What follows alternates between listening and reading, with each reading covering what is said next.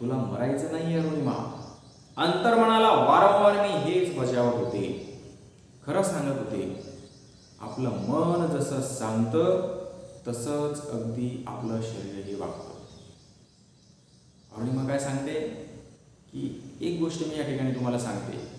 आपलं मन जर आपल्या शरीराला जसा आदेश देईल तसं आपलं शरीरही काम करतं. पण जर का मन खचलं की आपलं शरीर खचायला बिलकुल वेळ लागत नाही. ही अरुणिमा या ठिकाणी सांगते. आपला अनुभव स्वानुभव त्यांनी या ठिकाणी आपल्याला बघायला तो सांगितला आहे. 21 मे 2013ला चढाईचा अगदी शेवटला टप्पा आला. अरुणिमा, तुझा ऑक्सिजनचा साठा अतिशय कमी झालाय. आत्ताच मागे फिर. एव्हरेस्ट तू पुन्हा चढू शकशील. शेर्पा कळकळीने बजावत होता.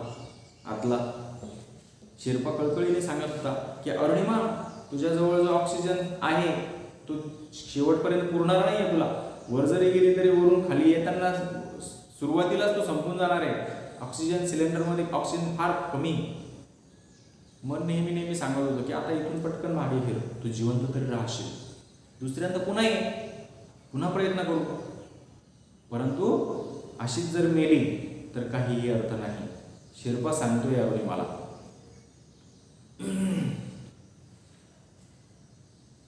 शेर्पा कळकळीने बजावत होता. पण अंतर्मनात कुठेतरी मनाला ठाऊक होतं की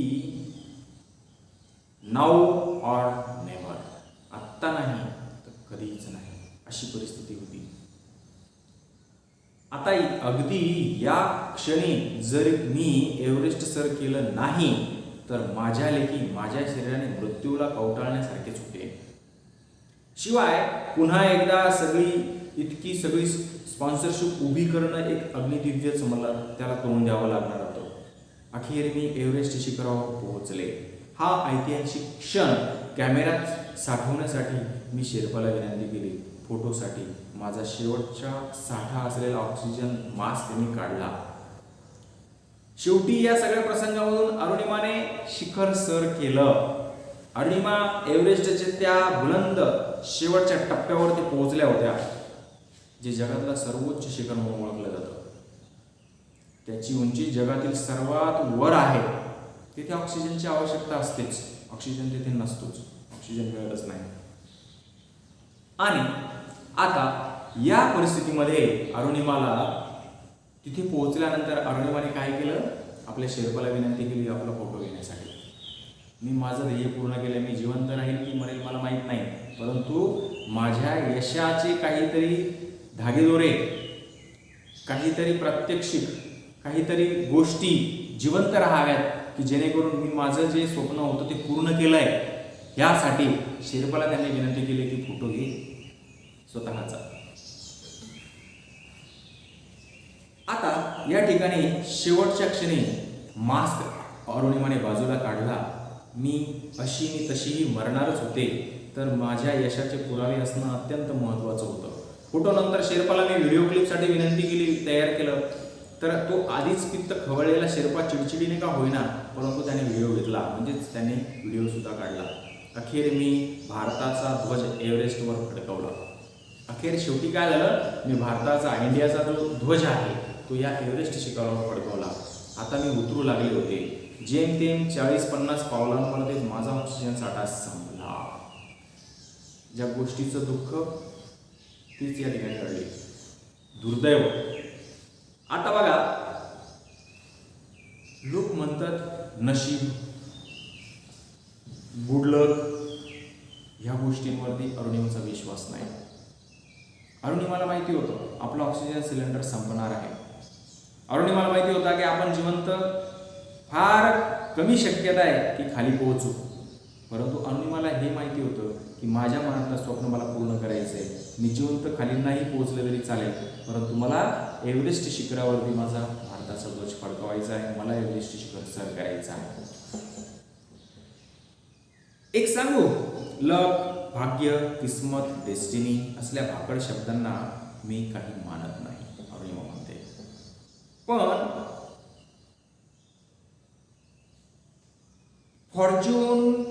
फॉरएव्हर द ब्रेव्स, या गोष्टींवरती माझा विश्वास आहे.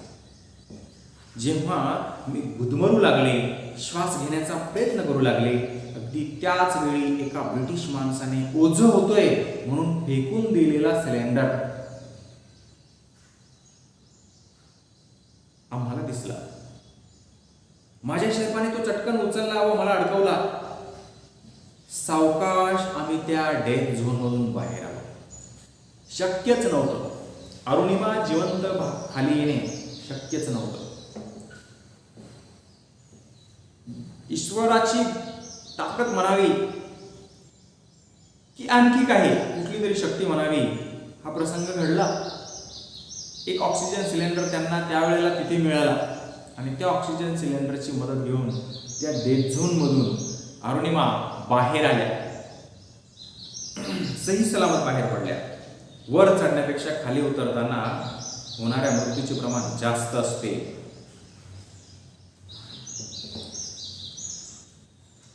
आणि आम्ही ते ओलांडून आलो होतो. माझा दिवस अखेर आला होता. गिर्यारोहकांच्या चढाईच्या टप्प्यातले ते महत्वाचे शिखर एव्हरेस्ट मी सर केलं होतं. मी जिंकले होते. माझ्या मनानं जो संकल्प केला तो सिद्धीस गेला होता. मला स्वतःला सिद्ध करायची संधी मिळाली आणि ते मी स्वतःला सिद्ध केलं होतं. माझं काम पूर्ण झालं होतं. गिर्यारोहणाने मला खूप महत्वाचे काही धडे दिले. माझ्यातला आत्मविश्वास जागवला. नेतृत्व, गटबांधणी यांचे धडे तर मला मिळालेच, पण एक पोलादी कणखरपणा माझ्यात निर्माण केला. मित्रांनो, आपण आयुष्यात काय मिळवतो हे महत्वाचं नाहीये, तर ही कमाई आपल्याला अधिकाधिक चांगली व्यक्ती कशी बनवते हे महत्वाचं मला वाटतं. आपण इतरांशी कसे वागतो यावरून आपण एक उत्तम व्यक्ती आहोत की नाही हे ठरतं. कुमार वयोगटातील मुलामुलींना एकच मला या ठिकाणी सांगावं असं वाटतं की आपलं ध्येय साध्य करताना प्रयत्न निष्फळ ठरणे म्हणजे अपयश नसतं. एखादी गोष्ट आपल्याला प्राप्त करायची आणि ते प्रयत्न जर अपयशी होत असतील, निष्फळ ठरत असतील, तर आपण अपयशी झालेलो नाही. तर जेव्हा ध्येयच कमकुवत असतं तेव्हा त्याला अपयश म्हटलं जातं. प्रयत्न अपयशी झाले म्हणून तुम्ही अपयशी ठरत नाही, परंतु तुमच्या मनातलं ध्येय जर तुमचं कमकुवत असेल तर तिथे तुमचं अपयश मानलं जातं. ही गोष्ट अरुणिमा सगळ्यात शेवटी तुम्हा सर्व विद्यार्थ्यांना या ठिकाणी सांगते. छत्रप्रबोधिनी मार्च 2016चा असलेला हा लेख जो आहे तो या ठिकाणी अरुणिमाचा छापून आला होता. त्यातला हा पाठ तुम्हाला 10वीच्या वर्गासाठी 11वा गोष्ट अरुणिमाची म्हणून या ठिकाणी आहे. या काही महत्वाचे टप्पे जे आहे अरुणिमाच्या जीवनातले त्या संदर्भात आपण पाहूया. काही महत्वाचे मुद्दे या पाठामधले. एव्हरेस्ट विजेती अरुणिमा सिन्हा. अरुणिमा सिन्हा ही एव्हरेस्ट सर करणारी पहिली अपंग भारतीय महिला आहे. अरुणिमा स्वतःची कहाणी सांगत आहे. लहानपणीच वडील वारले. मोठ्या बहिणीचे पती हेच त्यांच्या कुटुंबाचे मार्गदर्शक व पालक बनले. त्यांच्या जीवनामधील असलेली ही कथा अरुणिमाने सांगितली. अरुणिमा स्वतःच कष्टपूर्वक फुटबॉल आणि व्हॉलीबॉल या खेळामधील राष्ट्रीय स्तरावरील चॅम्पियन बनली. अरुणिमावर जीव घेणं हल्ला म्हणजेच काय, तर CISF मध्ये नोकरी मिळवण्यासाठी अर्ज करायला दिल्लीला चालली असतानाच, म्हणजे तेथील असलेली त्या फॉर्ममधील चुकी दुरुस्त करण्यासाठी जात असतानाच रेल्वे गाडीत चोर शिरले. तिच्या गळ्यातल्या सोनसाखळीसाठी त्यांनी तिला बेदम मारहाण केली. तिला रेल्वेच्या रुळावर फेकून दिलं रेल्वेतून. तिच्या एका पायाचा गुडघ्यापासून खालचा पायाचा पार चक्काचूर झाला आणि दुसऱ्या पायाचीही दुरावस्था झाली. तिला रात्रभर रेल्वे रुळावर तसंच तळमळ पडून राहावं लागलं. सकाळी जे आहे सफाई कर्मचाऱ्यांनी तिला रुग्णालयात नेलं आणि तिचा पाय जो आहे गुडघ्यापासून खाली कापून टाकण्यात आला. दुसऱ्या पायात सुद्धा सळई टाकण्यात आली. राष्ट्रीय चॅम्पियन असलेल्या अरुणिमावरती हा एक मोठं संकट जे आहे झाल्याचा गवगवा जो आहे तो सरकारकडून झाला. नंतर त्यासाठी सरकारने काय केलं तर एक एम्स हॉस्पिटलमध्ये, एक चांगल्या हॉस्पिटलमध्ये तिच्यावर पुढची ट्रीटमेंट केली. दुर्दैवी प्रसंगानंतर दुःखद अनुभव.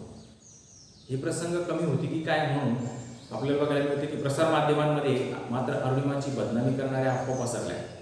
तिने तिकीट काढले नाही म्हणून तर तिने आत्महत्या करण्याचा प्रयत्न केला, इथपर्यंत एक ना अशा अनेक अफवा तिच्या पसरवल्या गेल्या. त्याचा तिच्या मनावरती खोलवर परिणाम झाला. अरुणिमाचा निर्धार, या प्रसंगातून अरुणिमाने एक निर्धार घेतला मनाशी. अपंगत्वामुळे कर्तृत्वहीन जीवन जगावे लागेल हे अरुणिमाला सहन होणं शक्य नव्हते. म्हणून रुग्णशय्येवर असतानाच अरुणिमाने एव्हरेस्ट शिखर सर करण्याचा निर्णय आपल्या मनाशी बांधला, संकल्प केला. अरुणिमाचे प्रयत्न. हॉस्पिटलमधून घरी रवाना झाल्यावर 2च दिवसामध्ये ती उठून उभी राहिली. एव्हरेस्ट सर करणाऱ्या पहिल्या मुलीला बचेंद्री पाल यांना ती जाऊन भेटली आणि आपली इच्छा बोलून दाखवली. त्यांनी तिला भरघोस प्रोत्साहन दिलं. अरुणिमाची एव्हरेस्टची चढाई कशी झाली? अरुणिमा नेहरू गिरिभ्रमण केंद्रामध्ये दाखल झाली. प्रशिक्षण तर खूप खडतर होतं. अनेकदा मरणप्राय यातना देणाऱ्या घटना घडल्या. 52 दिवसाची ती रोमांचकारक लढाई होती. 4थ्या बेस कॅम्प पासून एव्हरेस्ट शिखर 3500 फुटावरती होतं. हा शेवटचा टप्पा, या टप्प्यातील सर्वात जास्त गिर्यारोहकांसाठी मृत्यू घडवणारा असतो.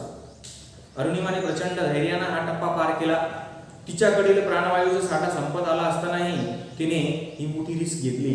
ही मृत्यू घंटा होती, पण आता माघार घेतली तर आयुष्यभर कधीच संधी मिळणार नाही अशी तिला खात्री होती.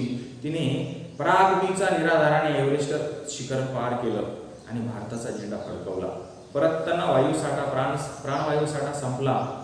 ब्रिटिश गिर्यारोहकाने फेकून दिलेले सिलेंडर तिला मिळालं. त्यातून ती जिवंतपणे परतू शकले खाली. गिर्यारोहणाने तिला एक आत्मविश्वास प्राप्त करून दिला आणि एक पोलादी खणखरपणा सुद्धा तिला या ठिकाणी बहाल झाला. अशी ही गोष्ट अरुणिमाची. मित्रांनो, कशी वाटली ही कथा?